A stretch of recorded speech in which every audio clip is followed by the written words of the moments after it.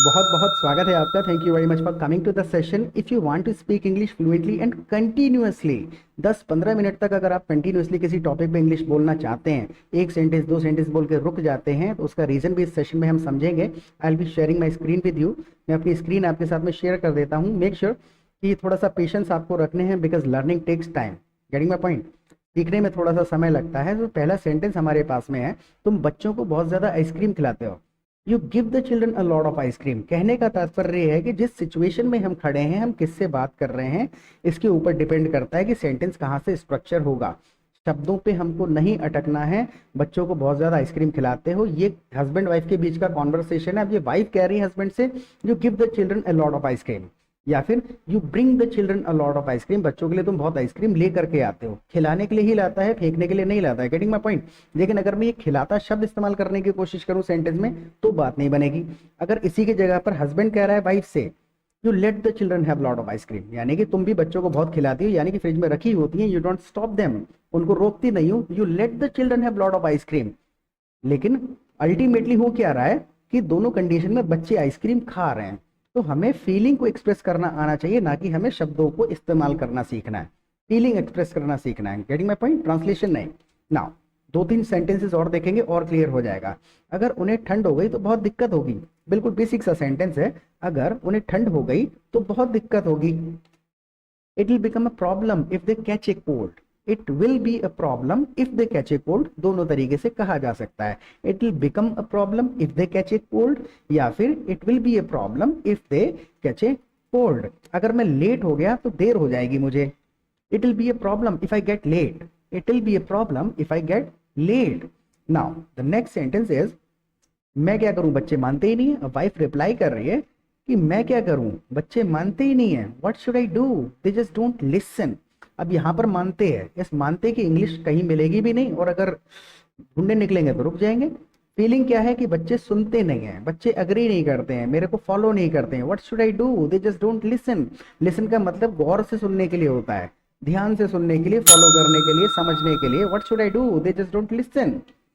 Now the next sentence is, उन्हें प्यार से समझाओ। उनको प्यार से समझाओ। हस्बैंड कह रहा है उन्हें प्यार से समझाओ।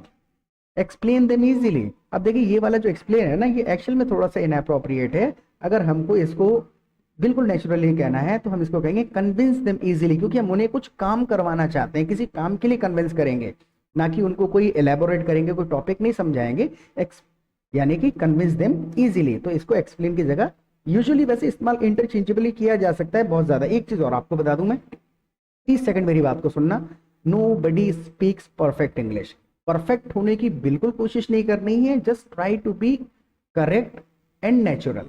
नेचुरल होना है और करेक्ट होने की कोशिश करनी है। ग्रामर पे बिल्कुल नहीं अटकना है। जहां तक ग्रामर का सवाल है, विल फ्यूचर के लिए इस्तेमाल होता है, पास्ट टेंस के लिए सेकंड फॉर्म लगाते हैं। डिड आपको पता है, वुड पता है, कुड पता है, शुड पता है। 20 वर्ड अगर आपको याद है ग्रामर के, then you are all done with grammar. आपको और ग्रामर सीखने की जरूरत नहीं है। स्ट्रक्चर्स इंपॉर्टेंट हैं। स्ट्रक्चर्स आपको पता होने चाहिए, कहाँ से सेंटेंस स्टार्ट होगा। दूसरी चीज ये है कि चैनल पर पहली बार आए हैं तो सब्सक्राइब जरूर कर लीजिएगा, क्योंकि लगभग ये 50वां वीडियो है। डे 1 से जब आप देखेंगे और 10-12 वीडियोस जब आप देख लेंगे तो इंडिविजुअल सेंटेंसेस के ट्रांसलेशन की आदत छूट जाएगी, and you will start speaking natural English. Feeling को समझ के इंग्लिश में एक्सप्रेस करने की आदत पड़ जाएगी, क्योंकि ट्रांसलेशन की आदत भी सुन सुन के प्रैक्टिस कर करके पड़ी है। तो ट्रांसलेशन पे नहीं अटकना है। वाइफ कह रही है उल्टा वो तुम्हें समझा देंगे। जब तुम उनको समझाने जाओगे, उल्टा वो तुमको समझा देंगे। दे will make you understand instead. Instead मतलब उल्टे के लिए बदले में होता है, बदले में वो तुमको समझा देंगे। यानी तुम अपनी फीलिंग समझाने के लिए जाओगे, उल्टा वो क्या करेंगे, they will make you understand instead their feeling. आप समझाने जाओगे कि बीमार हो जाओगे, नुकसान देगी आइसक्रीम, मत खाओ, लेकिन उनकी जो फीलिंग है, जिस भाव से वो खा रहे हैं, दे will make you understand instead. वो अपनी फीलिंग तुमको समझा देंगे। Getting my point. इसमें देखिए यहाँ पर हिंदी में इस चीज को हमने समझा का, एक्सप्लेन करने वाले का शब्द इस्तेमाल किया हुआ है। तो वर्ड्स का कोई मीनिंग नहीं है, फीलिंग को समझना पड़ेगा। ट्रांसलेशन पे अड़े रहेंगे तो एक सेंटेंस ट्रांसलेट करते रहेंगे, रुकते रहेंगे। Getting my point. नाउ उन्हें ऐसे चलाओ जैसे मुझे चलाती हो। अब हस्बैंड क्या कह रहा है कि उनको इस तरीके से रूल करो, कंट्रोल करो जैसे मुझको कंट्रोल करती हो। मैं भी तो तुम्हारी सारी बात मानता हूँ। Lead them the way you lead me, यानी उनको ऐसे हैंडल करो, handle them the way you handle me. Control them the way you control me. तो स्ट्रक्चर सेम रहेगा, शब्दों का चयन आपके ऊपर है कि कितना भावपूर्ण आप बोलना चाहते हैं और कौन सा माइंड में आ जाता है। अगर इसी के सेंटेंस के आधार पर आपको एक सेंटेंस बनाना पड़े कि मुझे ऐसे पढ़ाओ जैसे आप दूसरों को पढ़ाते हो, मुझे ऐसे पढ़ाओ जैसे दूसरों को पढ़ाते हो, हाउ वुड यू से this in English? Comment section में लिखिएगा, आलस नहीं करना है, इससे स्ट्रक्चर्स याद हो जाएंगे, because you are at the stage of learning ना। मुझे ऐसे पढ़ाओ जैसे दूसरों को पढ़ाते हो, लिखिएगा जरूर। अगर ठीक होगा then I will give you a like, और गलत होगा तो हम उसको करेक्ट कर देंगे। Now the next sentence is, वैसे तुम आइसक्रीम लेके ही क्यों आते हो? Now wife has started blaming the husband कि तुम आइसक्रीम लेके क्यों आते हो। Why do you bring ice creams by the way? दो तरीके से कहा जा सकता है, by the way why do you bring ice creams, यहां से भी शुरू कर सकते हैं, या फिर why do you bring ice creams by the वे, तुम आइसक्रीम लेकर ही क्यों आते हो। तो दोनों चीज तरीके से इसको कहा जा सकता है, क्योंकि ये दो अलग अलग सेंटेंसेज हैं, कनेक्ट नहीं है जो आगे पीछे करने से मीनिंग बदल जाए। Getting my point? Now the next sentence is, वो तो मैं तुम्हारे लिए लाता हूँ। हाउ वुड यू से दिस इन इंग्लिश? वो तो मैं तुम्हारे लिए लाता हूँ। अब देखिए सिचुएशन, जब आप लाइव क्लासेस में आएंगे ना तो आपको समझ में आएगा कि ट्रांसलेशन और नेचुरल इंग्लिश में फर्क क्या है, सिचुएशन के हिसाब से सेंटेंस बोला जाता है। अब इस हिंदी के सेंटेंस में क्या कर रहे हैं हम, वो तो मैं तुम्हारे लिए लाता हूँ। अब मैं इस तो की इंग्लिश अगर ढूंढूंगा तो है ही नहीं। अपने वॉइस को, पेस को, टोन को हम अप और डाउन करके भी कुछ चीजें बोलते हैं, सिर्फ शब्दों से नहीं बोलते हैं, भाव होते हैं हर चीज में। हाँ, that I bring for you. Wife कह रही है by the way why do you bring ice creams, ice cream लाते क्यों? हस्बैंड कह रहा है that I bring for you, वो तो मैं तुम्हारे लिए लाता हूँ। That I bring for you, वो तो मैं तुम्हारे लिए लेकर के आता हूँ। तुम्हारा दिमाग ठंडा रखने के लिए, तुम्हारा दिमाग ठंडा रखने के लिए, इसको कहेंगे जस्ट टू कीप यू काम। अब यहाँ पर क्या हो रहा है, दिमाग एक बायोलॉजिकल पार्ट है हमारे बॉडी का, तो उस दिमाग पार्ट की बात थोड़ी हो रही है, इमोशन की बात हो रही है, जस्ट टू कीप यू काम। Getting my point? अब मैं यहाँ पर अगर दिमाग वगैरह इसमें सेंटेंस में इस्तेमाल कर लूंगा जबरदस्ती, स्ट्रक्चर ग्रामेटिकली बहुत एक कंफ्यूजन, और अब मैं आपको बताऊं होता क्या है। यूजुअली लोग ग्रामेटिकली सेंटेंस को करेक्ट कर लेते हैं कि हाँ भाई वुड के बाद में मैंने ये लगा लिया, सेकंड फॉर्म लगा लिया पास्ट बताने के लिए। If any sentence is grammatically correct does not mean that is appropriate in a particular situation. Grammatically सही होने का मतलब ये नहीं है कि सिचुएशन में भी उचित हो, हमें उचित इंग्लिश बोलनी है, ग्रामेटिकली करेक्ट नहीं बोलनी है। वो भी होनी चाहिए लेकिन उचित होनी चाहिए, ये ज्यादा इंपॉर्टेंट है। तो जस्ट टू कीप यू काम, यानी कि तुम्हारा दिमाग ठंडा रखने के लिए लेकर के आता हूँ ice cream. Now the next sentence is, लेकिन अब वाइफ को गुस्सा आने लगा है, अब फ्रिज में और आइसक्रीम देख डालो। अब इसके अंदर क्या फील है कि जितनी पहले से हैं उतनी तो चलेंगी, उनको नहीं फेंका जा सकता, जो ले आए वो ले आए। अब फ्रिज में और आइसक्रीम देख ना लूं मैं, इसको कैसे कहेंगे? I don't want to see any more ice creams in the fridge. Any more यानी कि जितना पहले से है उससे और ज्यादा। I don't want to see any more ice creams in the fridge, अब और ज्यादा नहीं देखना चाहती मैं। I don't want to see any more ice creams in the fridge.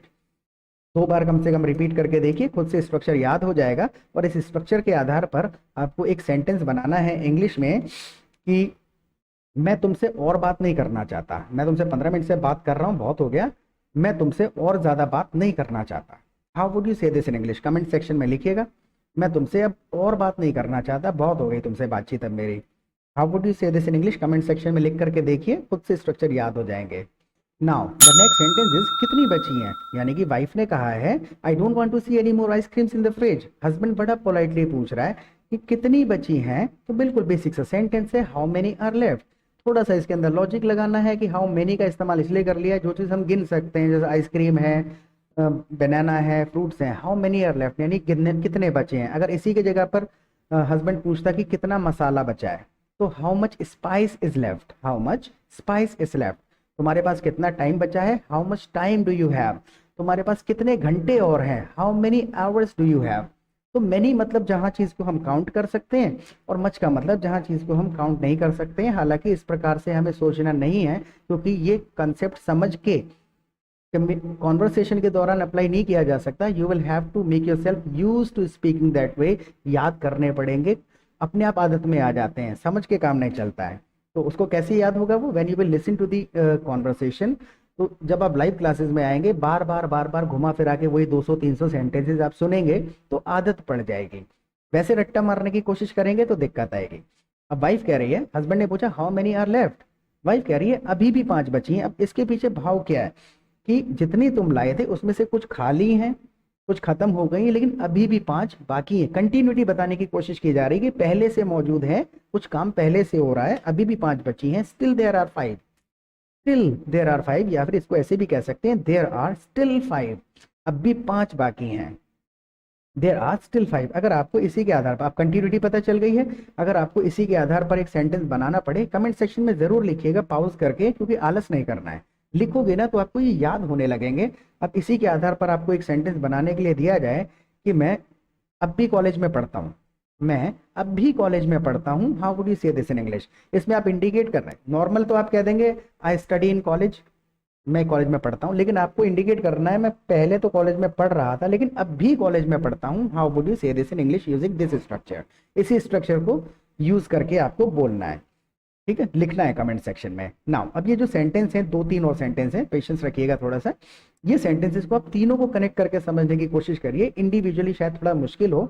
अभी भी 5 बची हैं, देयर आर स्टिल 5, अब भी 5 बाकी हैं। अब हस्बैंड बड़ा चौंक के कह रहा है ये कैसे हो गया, यानी कि बच्चे तो तुरंत खत्म कर देते हैं आइसक्रीम, ये कैसे हो गया कि अब भी 5 बची हैं। अब ये फील अगर हमें इंस्टेंटली कहना है, how come there are still 5 ice creams in the fridge, how come there are still 5 ice creams in the fridge, यानी कि हाउ कम हम उस कंडीशन में कह देते हैं हाउ डिड दिस हैपन का ये शॉर्ट फॉर्म समझ के कह सकते हैं, ये कैसे हुआ, हाउ डिड दिस हैपन, यानी कि हाउ कम ये कैसे हो गया।